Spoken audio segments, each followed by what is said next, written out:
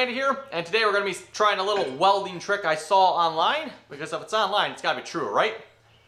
So I've selected two, I think these are 3/16 angle iron pieces, and we're going to be attempting to weld the two of these together, like so. And like I said, I've seen this little trick online.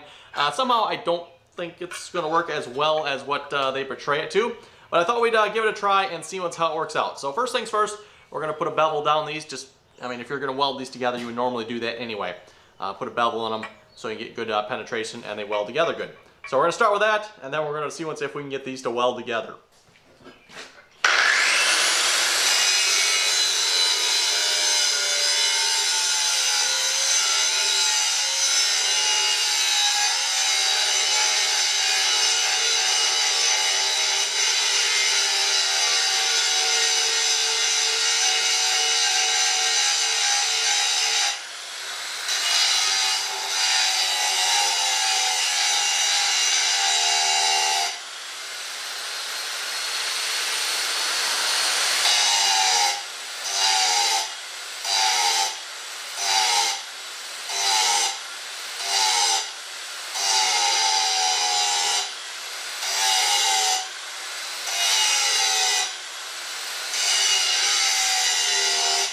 Okay, so here's what we got. We got the two angle pieces ground down here, so nice groove in the middle for the weld.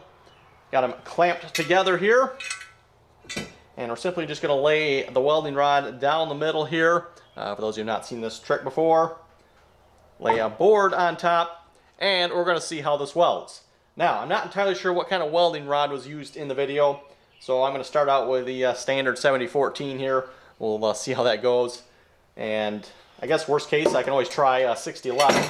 We can, I didn't grind it, but we can always lay one in here and try to see what a 60-11 does too.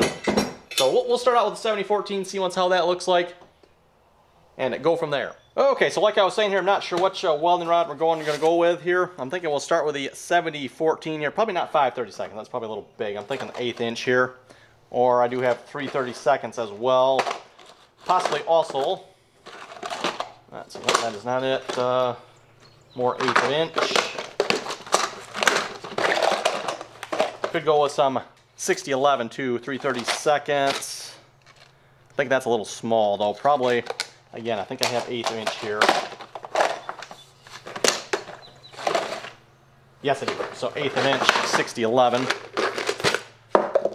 That's probably about the right size, I would say. But preferably, we're going to go with the 70-14 first. And we'll see how that does. So, like I said, 1/8 inch here.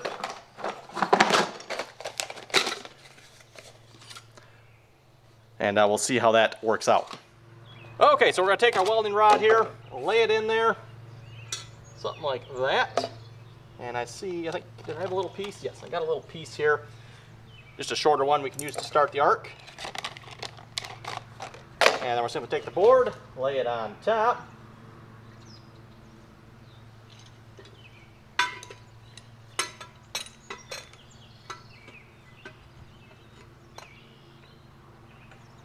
Clamp it down on there.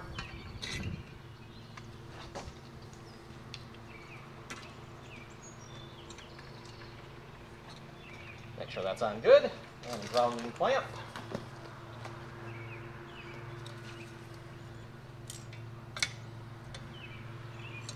And let's see here, for 1/8 inch, we are looking at 110 to 145. So I think we're going to go on the high end here. We don't need the torch end here.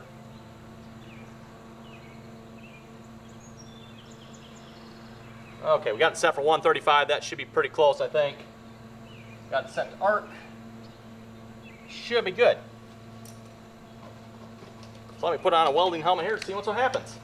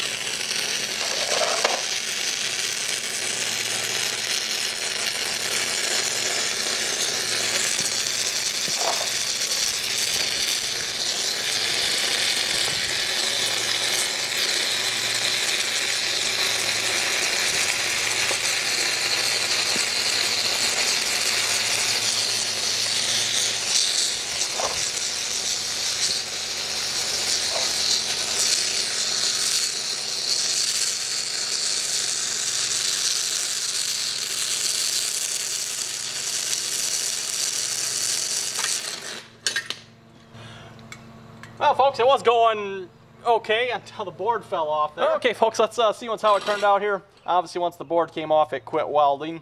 So, also the board, by the way. It's pretty cool what it did to the board here. See a perfect groove in there where the welding rod is, almost like a perfect. I don't know how well the camera picks that up, but look at that, that's pretty cool. Anyway, let's get this cleaned up here. You gotta wonder how this affects the weld, though, with it being covered with the board like that.